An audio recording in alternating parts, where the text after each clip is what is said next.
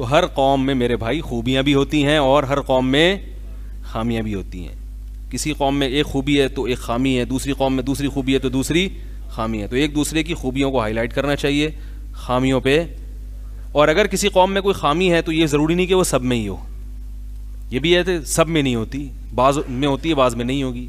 اور اگر کسی قوم میں کوئی خوبی ہے تو ضروری نہیں کہ وہ سب میں ہو, ممکن ہے کہ بعض میں نہ ہو. ہمارے پاس جب اللہ کے اتنا زبردست قول آ گیا, میں تو کوئی پٹھانوں کے خلاف لطیفہ بھیجے تو اس کی کھچائی کرتا ہوں ٹھیک ٹھاک طریقے سے, ٹھیک ٹھاک طریقے سے. کسی بھی قوم کے خلاف کوئی لطیفہ بھیجے تو اس کی کھچائی کرتا ہوں. اس میں نے اپنے رشتہ داروں کو بھی معاف نہیں کیا ہے.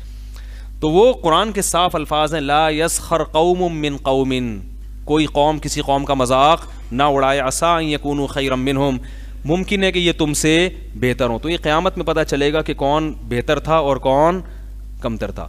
بات سے بات نکلی کہ ہندو کا میرے پاس ایک میسج آیا کہ میں مسلمان ہونا چاہتا ہوں, مگر مجھے پتہ چلا ہے کہ جیسے ہندوؤں میں ذات پات کا فرق ہے, اسلام میں بھی ایسا فرق, بولو بھائی, ہے. تو میں دبئی میں تھا جب ان کا واٹس ایپ پہ میسج آیا, تو میں نے کہا میں جب پہنچوں گا تو مجھے کال پہ بات کرنا, میں دبئی میں واٹس ایپ پہ کال نہیں ہوتی تو میں آپ کو اس کا جواب دوں گا. تو انہوں نے کہا میں مسلمان ہونا چاہتا ہوں مگر یہ ذات پات کا فرق کس میں ہے؟ تو مسلمانوں میں بھی ہے. تو میں نے کہا مسلمانوں میں ہے, یعنی اگر فون آیا نا تو میں اس کا جواب دوں گا, مسلمانوں میں ہے مگر اسلام میں, بولو نا یار, نہیں ہے. مسلمانوں میں, سب مسلمانوں میں بھی نہیں ہے. عربوں میں بڑی عصبیت ہے اور مختلف قوموں میں بڑی عصبیت ہے, وہ اجمی ہے, یہ پاکستانی ہے, یہ فلانا ہے, یہ ڈمکانا ہے. لیکن ایسے بھی لوگ ہیں. شیخ صالح العثیمین سعودی عرب کے بڑے عالم تھے. عربوں میں آپ جاؤ نا تو آپ کو واضح عصبیت نظر آتی ہے کہ وہ عرب کی ایک ان میں تکبر ہے کہ ہم عرب ہیں. میں سمجھتا تھا سب میں ہے, لیکن میں نے شیخ صالح العثیمین بڑے عالم ہیں ان کا بیان سنا تو مجھے اندازہ ہوا الحمدللہ سب میں نہیں ہے. انہوں نے بیان میں کہا کہ یہ جو عرب اسرائیل کی جنگ ہے نا, اس میں کبھی بھی عربوں کو فتح نہیں ہوگی. یہ بیان میں نے ان کا سنا. سوال پیدا ہوتا کیوں بھائی, بڑی عجیب بات کر رہے ہیں نا. انہوں نے کہا اس لیے کہ اللہ نے اسلام کی مدد کا وعدہ کیا ہے, عرب کی مدد کا وعدہ نہیں کیا. انہوں نے کہا اس جنگ کو جب نام دو گے نا, اسلام اور اسرائیل کی جنگ, مسلمانوں اور اسرائیل کی جنگ, پھر اس میں اللہ کی مدد ہوگی. کتنی خوبصورت بات کی, حالانکہ خود عربی ہیں. کیا خیال ہے بھائی؟ انہوں نے کہا اس جنگ پہ لیبل ہی غلط لگ رہا ہے, عرب اسرائیل جنگ, تو اللہ کیسے مدد کرے گا؟ اللہ نے عرب کی مدد کا وعدہ, نبی صلی اللہ علیہ وسلم عربوں کو مقام دلانے نہیں آئے تھے, اسلام کو دنیا میں غالب کرنے آئے تھے. آپ اگر عربیت کو فروغ دینے کے لیے آتے تو آپ صلی اللہ علیہ وسلم کی تلوار سب سے پہلے عربوں کے خلاف نہ اٹھتی. عرب کے خلاف غزوہ بدر پہلی جنگ ہے, کس کے خلاف ہوئی تھی؟ عرب کے. عرب میں کس کے خلاف؟ قریشیوں کے خلاف. قریشیوں میں کس کے خلاف؟ ہاشمی کے خلاف, جو نبی کی قوم کے لوگ تھے. ہاشمیوں کے خلاف جنگ ہوئی ہے سب سے پہلے, جو نبی کے قوم کے تھے. پتہ چلا اسلام کی جنگ نظریات کی بیس پر ہوتی ہے, قوم کی بیس پہ نہیں ہوتی. نظریہ مختلف تھا, وہ بت پرست تھے, اور آپ صلی اللہ علیہ وسلم دعوت کس کی دے رہے تھے؟ توحید کی. تو لڑائی ہوئی ہے دونوں میں. ایک ہی اگر قوم کے لیے آتے تو آپ کی لڑائی سب سے پہلے فارسیوں کے خلاف ہوتی. سمجھ میں آ رہی ہے بات؟ سب سے پہلے کس کے خلاف ہوتی؟ اپنی قوم کے خلاف نہ ہوتی. سب سے پہلے آپ کی تلوار اپنی قوم کے, اپنے سگے رشتہ داروں کے خلاف چلی ہے.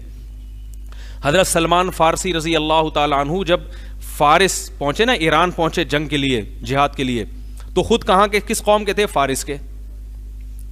فارس کے تھے. جنگ کی قیادت کر رہے تھے عربوں کی. کس کی قیادت کر رہے تھے؟ عربوں کی. پیچھے سارے صحابہ عرب, قریشی, ہاشمی. تو حضرت سلمان فارسی کمانڈر تھے. تو تابعین, تبع تابعین جو عرب تھے, انہوں نے کہا آپ سے کمانڈر سے اجازت مانگی کہ آپ ہمیں اجازت دیں ہم حملہ کریں. انہوں نے فرمایا نہ نہ نہ, نبی نے ہمیں حکم دیا پہلے 3 دن کیا دو؟ دعوت دو. جنگ میں جلدی مت کرو, 3 دن دعوت دو. تو دعوت دینے کا انداز کیا تھا؟ فارس کے پاس گئے, اپنی قوم کے لوگ, کہنے لگے یا اہل فارس انا رجل منکم ترون العرب یطیعوننی. کیا اسٹائل تھا کہ اے اہل فارس تمہاری قوم کا آدمی ہوں, اجمی, لیکن عرب میرے ماتحت ہیں. یعنی تمہاری قوم کا آدمی کمانڈ کس کی کر رہا ہے؟ عربوں کی, جو کبھی کسی کو امیر بنانے کے لیے اپنے لیول کا نہیں سمجھتے تھے. کمانڈر کہاں سے بنا دیتے؟ یار پولیس بلواؤ, فوراً فون کرو, بہت سیریس مسئلہ ہے. ارے عرب میں تو یہ بدبو تھی کہ ہمارے جیسا, اجمی کا مطلب گونگے, صحیح نا, جانوروں کو اجمی کہا جاتا ہے اس زمانے میں. اجما کا لفظ جو ہے نا جانور کے لیے استعمال ہوتا ہے, تو ہمیں بھی کیا کہتے تھے؟ جانور, اجمی, بولنا ہی نہیں آتا, فساد تو ہم میں ہے, بہت گھٹیا سمجھتے تھے. تو یہ لفظ چونکہ اب رائج ہو گیا، تو اب رائج ہو گیا تو ختم نہیں کیا، کیونکہ جو کوئی لفظ رائج ہو جاتا ہے نا تو پھر اس کو ختم کرنا مشکل ہوتا ہے، لیکن اصل میں آیا وہاں سے ہے. یہ جانور ہیں، جیسے گونگے جانور ہوتے ہیں ایسے یہ بھی ہیں، انہیں کیا پتا.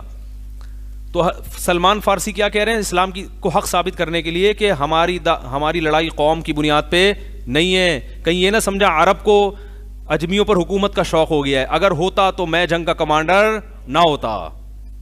ترون العرب یطیعوننی، تم دیکھ رہے ہو کہ عرب کس کی اطاعت کر رہے ہیں، جو کبھی اپنے پیرل نہیں مانتے تھے کسی کو، آج مجھے انہوں نے کمانڈر بنایا ہوا ہے مجھے. اور صحابہ بہت ساری جگہوں پہ حضرت سلمان فارسی کو مسجد اپنے نماز میں امام بنایا کرتے تھے کہ آپ صحابی رسول ہیں، آپ صاحب علم ہیں، آپ امامت کریں گے.